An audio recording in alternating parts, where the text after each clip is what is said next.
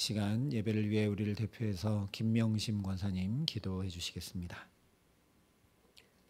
우리의 걸음을 살피시고 인도하시는 참 좋으신 하나님, 주님의 길을 사모하며 주님의 은혜를 구하는 예배의 자리에 저희를 불러주시고 예배하게 하시니 감사합니다. 성령님, 이 시간 우리의 마음과 생각을 열어드립니다. 성령님이 주인 되시고 하나님의 임재를 경험하는 예배 되게 하옵소서. 하나님이 주신 세상에서 믿음으로 말씀에 반응하며 산다 하였지만 모든 말씀을 온전히 믿지 못하고 내 경험과 지식이 앞섰음을 고백합니다. 믿음 없이 보고 듣고 생각하며 행동한 우리의 모든 죄를 용서해 주옵소서. 말씀을 읽고 들음으로 하나님이 어떤 분이신지 성령님 깨닫게 하옵소서. 성령님 우리를 도우셔서 하나님의 성품으로 살아가고 배워가며 훈련하는 삶 살게 하옵소서. 하나님을 향한 믿음 더욱 성장하게 하옵소서. 하나님, 이 땅 이곳 가운데 사랑의 빛교회를 세워주심을 감사드립니다. 우리 교회가 잃어버린 한 영혼에 대한 주님의 마음을 깊이 알게 하시고 날마다 기도하며 예수님의 사랑을 전하게 하옵소서. 은혜 가운데 유치부 아동부 성경학교를 마치게 하심 감사드리며 앞으로 있을 중고등부와 청년부 수련회를 주님께 맡깁니다. 주님과 동행하는 삶을 통해 하나님을 기쁘시게 하는 거룩한 그리스도인으로 성장하며 참 예배자로서 말씀을 사모하며 기도하는 믿음의 공동체를 이루어가는 삶이 되게 하옵소서. 몽골 의료 선교를 위해 기도합니다. 준비하고 계획하는 모든 일정과 사역, 건강 가운데 하나님께서 세밀하게 간섭하여 주시고 성령께서 일하여 주옵소서. 또 교회 안에 영육의 질병으로 힘든 지체들을 긍휼히 여겨 주시고 주님의 위로와 평강, 치유와 회복의 은혜가 더하여 주옵소서. 오늘 말씀을 전하시는 담임 목사님을 단위에 세워주셨습니다. 성령으로 충만케 하여 주옵시고 선포된 말씀을 통해 말씀을 듣는 우리들 좋은 밭 되어 풍성한 열매 맺어가게 하옵소서. 감사드리며 예수님의 이름으로 기도합니다. 아멘.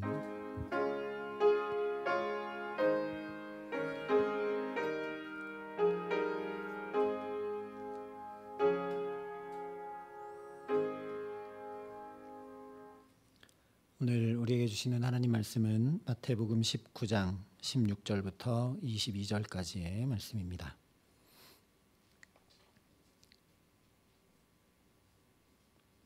신약성경 32면에 있는 말씀입니다.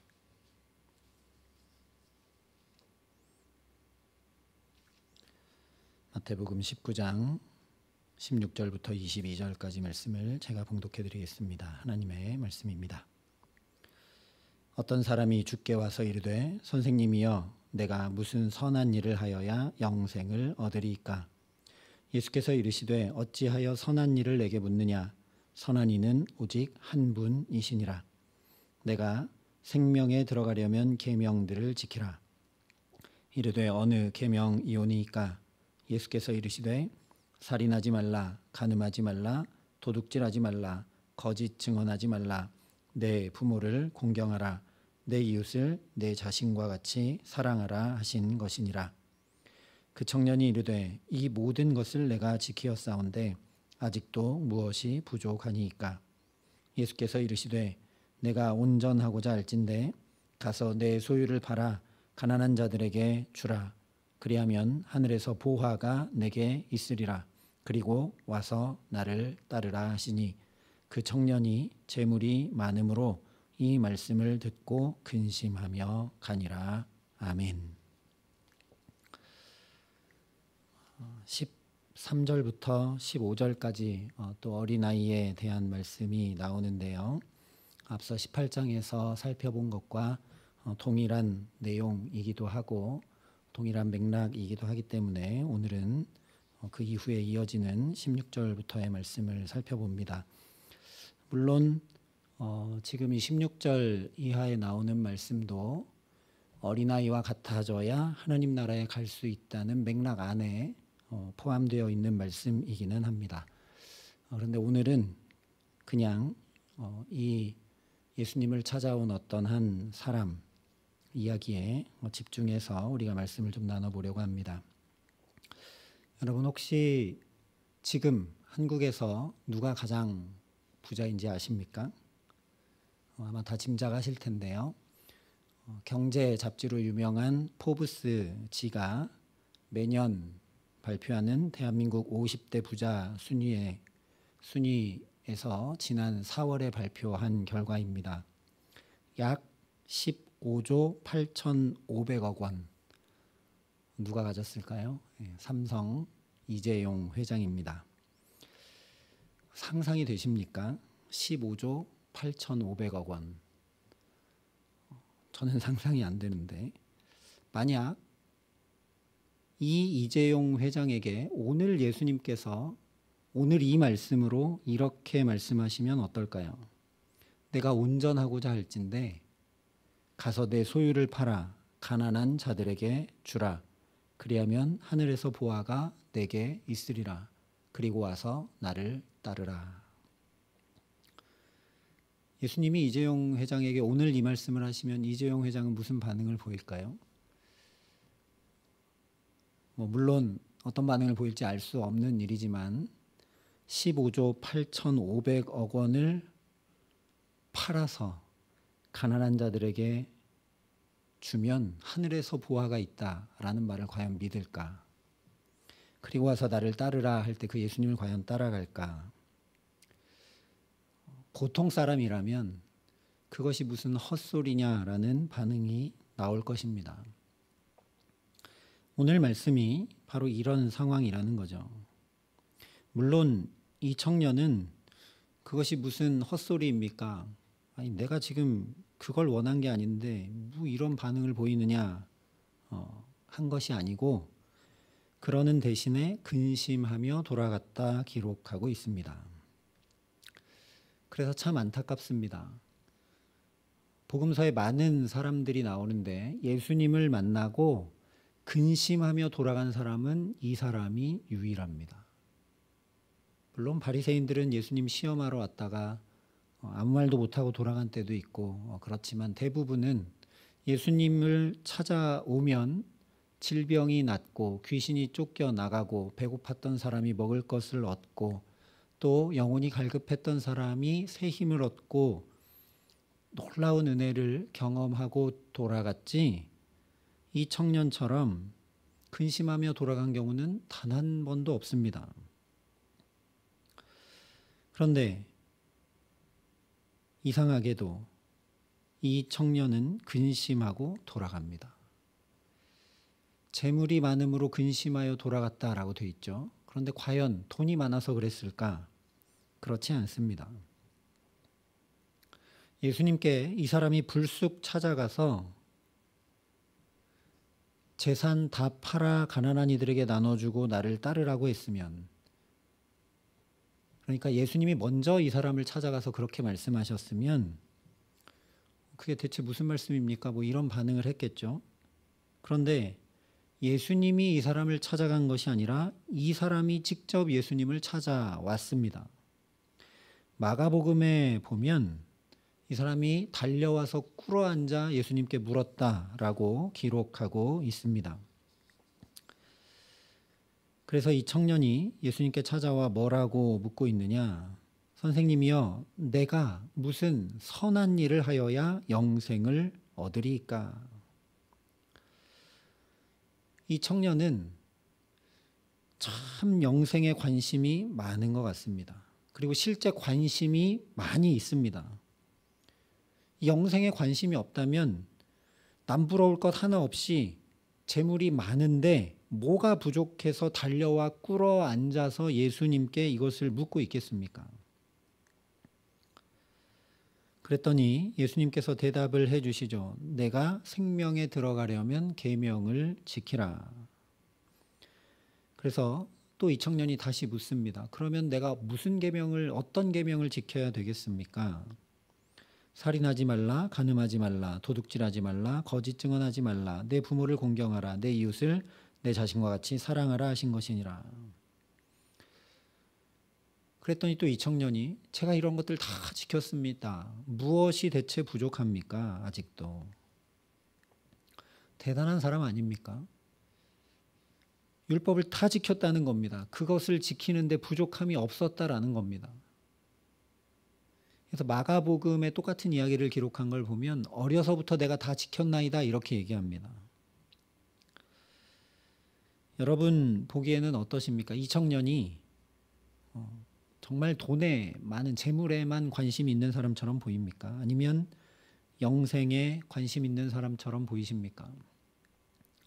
이 사람은 정말 영생에 관심이 많습니다. 그래서 율법을 어려서부터 다 지킨 거죠. 왜냐하면 유대인들은 하나님 말씀을 지키면 구원받는다고 믿었기 때문입니다. 특별히 말라기 선지자 이후에 예수님 오시기 전까지 이 유대인들이 로마의 압제를 받으면서 성전이 다 무너지고 그런 상황을 겪으면서 그 이전에 또 포로 생활을 겪으면서 우리가 이렇게 된 것은 신명기에 말씀한 대로 하나님의 말씀을 청종하고 준행하고 지켜 행해야 되는데 그렇지 않아서 신명기 28장에 말씀한 대로 들어가도 나가도 저주를 받는구나. 그러니까 우리가 회복할 길은 구원 얻을 길은 철저하게 율법을 지키는 거구나 하는 바리새주의가 등장했던 거죠. 이 사람도 그런 사람이었던 겁니다. 그래서 어려서부터 다 지켰습니다. 그러니까 영생을 얻어야 맞는 것 같은데 그런데 뭔가 늘 허전한 겁니다. 허전하지 않았으면 급히 달려와서 예수님께 꿇어 엎드려 이것을 물을 리가 없는 거죠. 더 쉽게 얘기를 한번 해볼까요? 우리는 이렇게 폭우가 내리고 이렇게 찜통더위가 있는 이 시간에도 이 저녁에 멈추고 나와 이렇게 주님을 찾고 예배를 드립니다. 우리도 별로 크게 잘못한 게 없습니다. 지금 예수님 말씀하신 대로 살인한 적이 없고 간음한 적이 없고 도둑질한 적이 없고 거짓 증언한 적도 없습니다. 예배도 잘 드렸고 봉사도 열심히 했고 그런데 지금 이 청년이 예수님께 묻고 있는 것처럼 나는 과연 주님께 합당할까 하는 마음이 들 때가 있죠. 이 청년도 그랬다는 겁니다. 영생 얻고자 정말 영생 얻고자 어려서부터 어긋남 없이 말씀을 철저히 지키며 열심히 여기까지 달려왔습니다. 지금 이 청년이 율법을 다 지켰습니다 라고 하는 얘기가 단순한 것 같죠. 그런데 정말 유대인이 율법조항을 다 지켰다고 얘기하려면 돈에 관심 쏟을 시간이 없습니다. 가서 하루 3번 꼬박꼬박 기도해야 되고 일주일에 2번 이상 금식해야 되고 가난한 자들에게 구제해야 되고 성전에 올 때 성전세도 내고 헌금도 내야 되고 랍비에게 말씀도 배워야 되고 조금만 실수하거나 또는 어디 사람들 많이 모이는데 나갔다 오기만 해도 회개해야 합니다. 혹시 죄가 내게 묻었을까 봐. 얼마나 철저하게 사는지 모릅니다. 몇 번 말씀드렸지만 집에 있는 향신료, 우리로 얘기하면 후추, 소금까지도 다 11조를 철저하게 냈던 사람들이 이 사람들입니다. 자타공인, 내가 봐도 남이 봐도 재물에 관심을 둔 것이 아니라 영생 얻기 위해서 이렇게 철저하게 말씀을 지키고 따르고 했다라는 거죠. 거기에 어긋남이 하나도 없다라고 예수님이 묻자마자 대답할 수 있을 만큼 자신만만하게 살아왔다는 겁니다. 근데 자기가 그렇게 살았는데도 뭔가 이상한 거죠. 영생 얻은 것 같지 않은 겁니다. 그래서 묻습니다. 아직도 뭐가 부족합니까? 아직도 제게 무엇이 부족합니까? 그런데 이 청년은 질문부터 잘못됐습니다. 이 청년이 예수님께 찾아와 뭐라고 묻느냐? 내가 무슨 선한 일을 하여야 영생을 얻으리까? 어떤 선한 일이라고 이미 그 범위를 규정하여 예수님께 묻고 있죠. 자기가 원하는 답이 있다라는 겁니다. 영생은 그렇게 얻는 것 아닌데. 왜냐하면 율법을 철저히 지켜야 영생 얻는다고 생각했기 때문에, 그렇게 어려서부터 살아왔기 때문에 이렇게 묻고 있는 거죠. 예수님께 진짜 답을 얻기 위해 나왔나 생각해 봐야 된다라는 겁니다. 자기가 답을 정해놨습니다. 무슨 선한 일인지 그 종류를 알려달라는 것이지 진짜 영생 얻는 방법에 대해서 지금 이 청년이 묻고 있는 게 아니라는 거죠.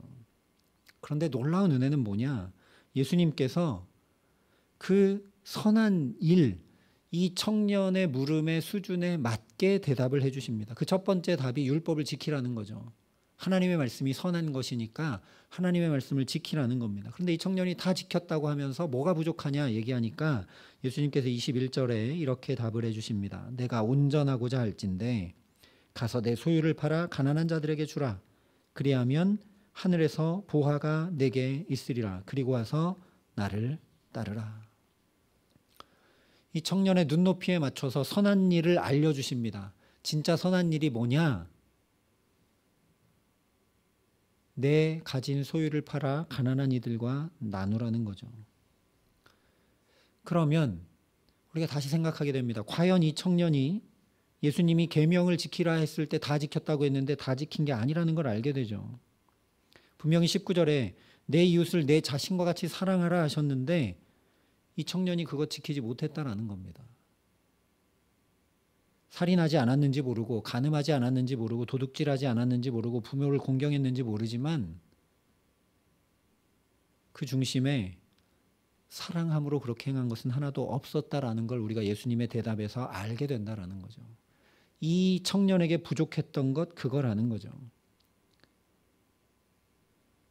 이 청년이 물은 그대로 진짜 선한 일을 하려면 가서 사랑을 실천하라는 겁니다. 율법을 그냥 문자로 지키는 것이 아니라 진정 마음에서 우러나서 너 자신을 사랑하듯이 사랑하라고 말씀해 주시는 거죠. 그러니까 내 소유가 저 사람의 소유와 다를 바 없다. 내 소유를 팔아서 가난한 이들에게 나누라 말씀해 주시는 거죠. 그리고 또 한 가지는 그리고 와서 나를 따르라 말씀을 해 주십니다. 그런데 예수님의 이 대답을 듣고 부자 청년이 근심하고 돌아갑니다. 왜 그랬을까요? 말은 영생에 온통 관심이 있어서 어떻게 하면 영생 얻을까 하고 와서 꿇어 엎드려 예수님께 구한 것 같지만 실제 저 깊은 마음 속에는 재물에만 온통 관심이 있어서 그럴까요? 그렇지 않습니다. 진짜 돈에만 관심이 있는 사람이었으면 예수님이 이렇게 말씀하실 때 주님 말씀을 들으니까 저는 영생보다는 이 재물에 더 훨씬 마음이 있습니다. 예, 저는 그건 못 따르겠네요. 라고 답하고 근심하지 않고 돌아가면 되지 않습니까? 물어봤는데 자기가 원하는 답이 아니니까 저는 그건 못 하겠는데요. 제가 어느 정도는 할 수 있지만 그렇게는 못 합니다. 지금 보니까 저는 안 되겠습니다. 근심 안 하고 돌아갈 수 있습니다. 그런데 왜 근심하고 돌아갈까요?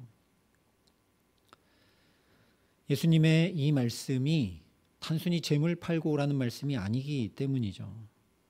이 청년이 제발 영생 얻기를 바라셔서 해주신 말씀입니다. 그래서 마가복음에 동일한 이야기를 기록한 것을 보면 예수께서 그를 보시고 사랑하사 말씀하셨다라고 기록을 하고 있습니다. 이 청년을 예수님이 너무 사랑하셔서 원문으로 보면 우리가 잘 아는 아가페로 되어 있습니다. 아무 조건 없이 무조건적으로 그냥 사랑하기로 작정하고 이 청년에게 말씀해 주신 겁니다. 제발 영생 얻으라고. 영생은 예수님께서 요한복음 17장에 유일하신 참 하나님과 그 보내신 자 예수 그리스도를 아는 것이라고 말씀해 주셨습니다. 영생은 그냥 영원히 사는 어떤 것이 아니라는 거죠. 하나님과 예수 그리스도를 아는 것이 영생입니다. 그리고 또 요한일서에 보면 하나님은 사랑이시다라고 정의를 해두었습니다. 그러니까 사랑이신 하나님을 아는 것이 영생입니다. 그런데 사랑하지 아니하는 자는 하나님을 알지 못한다 했으니 영생을 얻으려면 예수 그리스도를 알려면 하나님을 알려면 사랑해야 됩니다. 말씀드린 대로 이 청년은 사랑함이 없었던 겁니다. 누구를 사랑함이 없었느냐? 하나님을 사랑함도 없었고 이웃을 사랑함도 없었습니다. 그저 율법을 하나도 어기지 않고 지켜서 자기가 영생을 얻는 데만 관심이 있는 거죠. 거기에 사랑함은 하나도 없습니다. 예수님 하신 말씀이 바로 이것이라는 얘기죠. 소유를 팔아 가난한 자들에게 주라는 것은 단순히 다 팔아서 구제해라 라는 말씀이 아니고, 내가 가서 그 많은 재물로 팔아 이웃에게 나눔으로, 가난한 이들에게 나눔으로 이웃을 사랑하는 것이 어떤 것인지 직접 몸으로 경험하고 알라는 얘기입니다. 그냥 교회에 구제연금 얼마 내고 그렇게 하는 것으로 하지 말라는 거죠. 정말 이웃을 사랑을 실천해 보라는 겁니다. 그렇게 사랑함으로 사랑이신 하나님을 알라는 겁니다. 그렇게 영생을 얻으라는 거죠. 또 나를 따르라 하신 것 역시 예수님을 사랑함으로 하나님을 알라는 것입니다. 그런데 이 부자 청년은 어떻게 했느냐? 율법을 지키고 하나님과 이웃을 제가 사랑하고 하나도 율법에 어긋남이 없습니다라고 했지만, 그것을 통해 사랑이신 하나님을 더 알아가는 것이 아니라 율법 조항 하나도 어김없이 다 지키면서 뭐만 했느냐? 자기 의만 더 세워갔다는 겁니다. 누군가 딱 물어도 곧바로 나는 하나도 어기지 않았다고 대답할 수 있을 만큼 자기 의만 더 세워갔다는 거죠. 근심하여 돌아간 이유를 이제 아시겠습니까? 왜 그랬느냐? 예수님의 이 말씀을 듣고 나니까 내가 지금까지 하나님을 사랑할 마음도, 이웃을 사랑할 마음도, 또 능력도, 지혜도 없다라는 걸 깨달았기 때문에 그렇습니다. 예수님이 그것을 해야 영생을 얻는다고 답을 해주신 거죠. 재물을 팔아서 가난한 이들에게 나누고 와서 주님을 따르라고 했는데, 그러면 영생을 얻는다라고 답을 해주신 건데, 그렇게 할 마음도 능력도 지혜도 사랑도 자기에게 없는 것을 본 거죠. 그걸 깨달아 안 겁니다. 그러니까 자기는 영생을 못 얻을 것 같으니까 근심하고 돌아갑니다. 그런 진짜 자기 모습에 직면했기 때문에 근심하고 돌아갑니다. 겉으로는 율법도 다 지켰고 구제도 했고 어려서부터 틀림이 없이 어긋남 없이 잘 살아왔다고 생각했는데, 예수님 앞에 딱 서보니까 아니라는 거죠. 그런 내 모습을 보니까 근심하고 돌아가게 되는 겁니다. 우리도 그렇죠.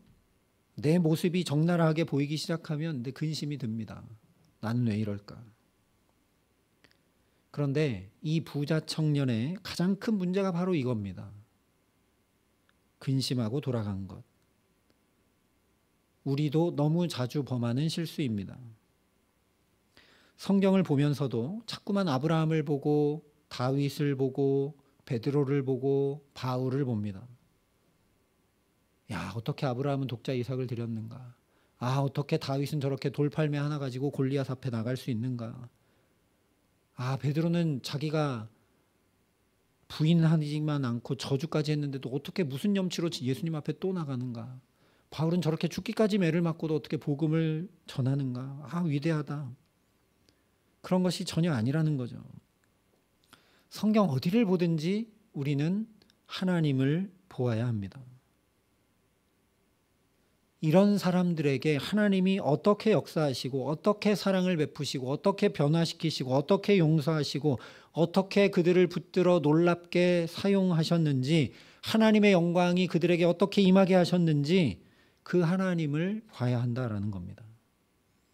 그래서 그 하나님이 오늘 나에게도 동일하게 말씀하시고 역사하시고 변화시키시고 새롭게 하시고 당신의 영광을 내게 주시는 것을 믿는 거죠. 그래서 어제도 오늘도 내일도 오직 하나님만, 오직 예수 그리스도만 바라보고 믿고 의지하고 의탁하며 살아가는 사람들이 바로 그리스도인들입니다. 오늘 이 부자 청년도 마찬가지입니다. 나를 보면 안 됐습니다.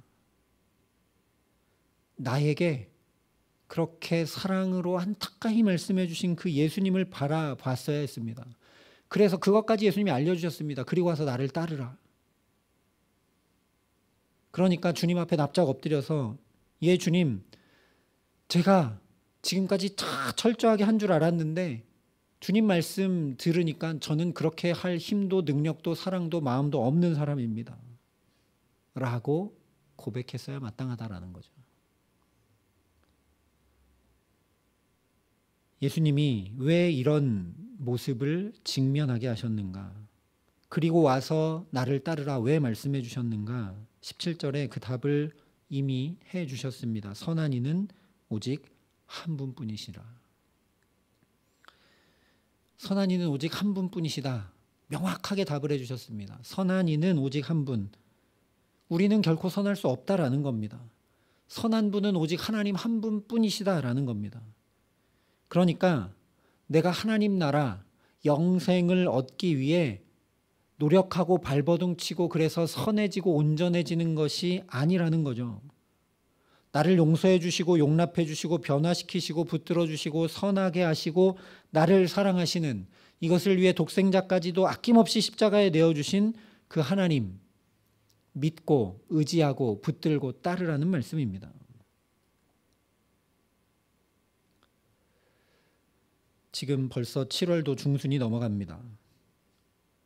나는 이 자리에 나와 왜 예배하고 기도하고 말씀을 듣고 있는가? 지난 6개월 동안 올해 예배드리고 기도하고 말씀 듣고 봉사하고 헌신하고 하면서 나는 그것들을 통해 과연 사랑이신 하나님을 알아가고 있는가 다시 생각해 봐야 된다라는 거죠. 지금 여름이어서 교육부 성경학교도 하고 또 수련회도 준비하고 몽골 선교도 갑니다. 우리도 수련회 순을 했습니다. 그런데 수련회를 하고 또 선교도 나가고 그 다음에 과연 나의 모습에 눈꽃만큼이라도 하나님을 더 알아가고 하나님을 더 닮아가는, 내 구주 예수를 더 닮아가는 모습이 나타나고 있는지 점검해 봐야 된다는 거죠. 그렇지 않으면 오늘 이 부자 청년과 똑같다라는 겁니다. 실제로 그렇습니다. 우리 신앙생활의 목표를 거기에 두지 않으면 우리는 신앙생활을 해나가고 더 잘 해나가면 할수록 이 부자 청년처럼 근심하게 됩니다. 죄는 무엇이냐? 관역에서 벗어난 것이 죄입니다. 그러니까 죄는 방향성이죠. 우리가 윤리 도덕적으로 어떤 죄를 저지르지 않아서 죄인이 아닙니다. 나는 정말 예배할 때 하나님 한 분을 향하고 있는가? 나는 정말 기도할 때 오직 하나님 한 분만을 바라고 있는가? 응답이 그분이기를 바라고 있는가? 내가 헌신하고 봉사하고 수련회하고 선교 가는 이유가 그 하나님을 어떻게 하면 좀 더 알까? 거기에 있는가라는 거죠. 내가 기도하는 이유는 예수님이 기도했으니까 나도 기도해서 그 주님 하신 대로 나도 해보고 그 주님을 알아가는 기쁨을 누리고자 함에 있는가? 아니면 주님 바짓가랑이를 붙잡고 이것을 제발 해결해 주시고 이것을 제발 내놓으시고 이것을 제발 도와주시라고 그게 목적인가? 우리가 다시 살펴봐야 된다는 겁니다. 내가 선교를 나가서 이것저것을 하고 또 나눠주고 봉사하고 사랑을 행하는 이유는 주님이 우리에게 찾아오셔서 그렇게 우리의 영혼을 안타까이 바라보시고 구원받기를 원하시고 그래서 당신의 아낌없는 사랑을 퍼부어주신 것을 나도 모양이라도 흉내내고 좀 해보아서 그 주님을 알고자 선교를 나가고, 예수님이 12살에 성전에 올라가셔서 하나님의 율법대로 남자들은 1년에 3번은, 이스라엘 백성들은 1년에 3번은 성전에 올라가 절기를 지키라 하신 말씀대로, 그렇기 때문에 나는 다 멈추고, 이스라엘 백성들이 예루살렘 올라갔던 것처럼 다 멈추고 그래서 수련회하고 또 우리 아이들도 그래서 수련회 하도록 하고 있는가? 수련회 했는데 아이들이 방언받고 입신하고 통변하고 어떤 역사가 일어나고, 선교 갔는데 또 그런 어떤 역사가 일어나고, 우리 교회에서 어떤 일을 했는데 또 어떤 역사가 일어나고, 어떤 사역을 했는데 어떤 열매가 있고, 우리 교회에 사람이 많아지고 부흥하고, 다 둘째 문제라는 겁니다. 우리가 그것들을 하는 진짜 이유가 무엇이냐는 거죠. 더 근본적으로는 우리가 여기 모여 예배하는 이유가 무엇이냐는 겁니다. 예배하면 할수록 나는 하나님을 더 깊이 알아가고 있는가? 진짜 그런가? 어느 순간 예배가 내게 익숙해져서 주일에 예배하지 않으면, 새벽에 예배하지 않으면, 수요일에 예배하지 않으면, 금요일에 기도하지 않으면 뭔가 어색하고 찜찜하고 죄 지은 것 같고, 그래서 예배하고 있지는 않은가? 오늘 이 부자 청년의 모습이 오늘 내 모습인 것을 우리가 볼 수 있어야 된다는 겁니다. 우리도 매번 주님 앞에 나와 달려나와 엎드려서 예배하면서 어떻게 영생을 얻을 수 있습니까? 묻고 있는 이 청년의 모습과 하나 다를 바 없다라는 겁니다. 우리도 어쩌면 우리가 정해놓은 방법과 답을 주님이 확인시켜 주시고 그대로 하면 되기를 원하고 있는지 모르겠습니다. 그런 우리를 향해 예수님께서 오늘도 동일하게 말씀하고 계십니다. 나를 따르라고. 밥을 먹든 잠을 자든 예배를 드리든 나는 그것을 통해 거기서 얼마나 사랑이신 하나님을, 구원이신 예수 그리스도를 더 경험하고 알아가고 있는가. 그 사랑의 하나님을 알기 위해 나는 어떤 겉모양이 아니라 나의 이 내면의 마음과 영혼에 얼마나 사랑이 넓어져 가고 있는가. 가족과 이웃을 대할 때, 오늘 내가 만나는 사람을 대할 때 내 속에 고집과 아집과 이기심이, 내 뜻과 계획과 내 생각대로 하고자 하는 마음이 1개월 전보다는, 올해 초 시작하기 할 때 6개월 전보다는 조금 더 없어지고 조금 더 나아져서 상대방을 세워주고 상대방의 마음을 맞춰주고 그렇게 되어 있는가 우리가 살펴봐야 된다는 겁니다. 저도 말씀을 준비하면서 정말 하나님을 더 알아가기 위해 설교 준비하고 예배 준비하고 그렇게 해나가고 있는가. 연초를 생각해보고 오늘을 생각해볼 때 별로 이렇게 나아진 게 없는 것 같습니다. 물론 우리의 변화가 지지부진하기는 합니다. 그런데 그렇기 때문에 그리고 와서 나를 따르라. 그리고 와서 나를 따르라 하시는 예수님의 말씀에 예 주님하고 오늘도 순종하기를 결단해야 되는 겁니다. 내가 선할 수 없기 때문에, 내가 그렇게 다 행할 수 없기 때문에 분명히 관역에서 벗어나지 않아야 하는데, 하나님을 향하고 예수 그리스도를 향해서 신앙생활을 해나가야 되는데 너무나도 쉽게 거기서 벗어나기 때문에, 내가 그렇게 연약하고 부족하기 때문에 오늘 이 부자 청년처럼 나도 사랑할 힘도 능력도 마음도 없기 때문에 내게 사랑의 왕 되어주신 예수님께서 날마다 때마다 일마다 내 마음과 생각을 붙들어 주시고 나를 더 새롭게 변화시켜 주시고 관역에서 하나님을 향한 그 중심에서 어긋남이 없고 벗어남이 없도록 나를 지켜주시고 붙들어 주시기를 간절히 구해야 된다는 겁니다.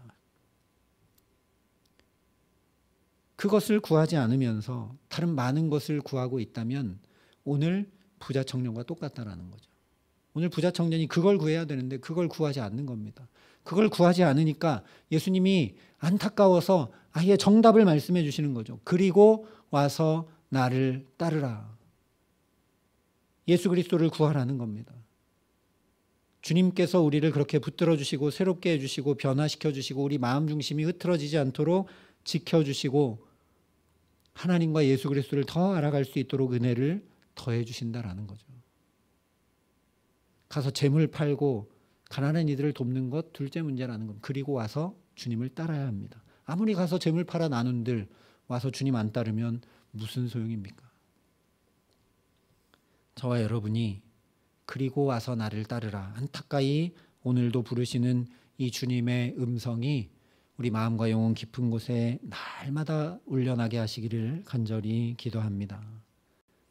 우리가 예배할 때마다 조금이라도 더 하나님을 알아가고 우리가 헌신하고 봉사하고 기도하고 말씀을 볼 때마다 예수님을 조금이라도 더 알고 경험해 갈 수 있기를 간절히 기도합니다.